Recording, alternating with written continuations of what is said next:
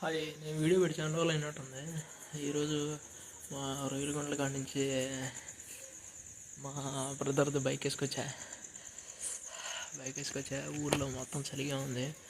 ఇక్కడ మా మూడు కుక్క పిల్లలకి అన్నం పెడతా ఉన్నా. ఇప్పుడు ఇంకా స్టార్ట్ చేస్తా ఉన్నా. నీట్గా పెట్టి వెయిట్ చేస్తా ఉన్నాయి. చిమ్మేసి ఒక్కొక్క దానికి పువ్వు పెట్టాల. దీనికి ఇంకా తల్లి బిడ్డలో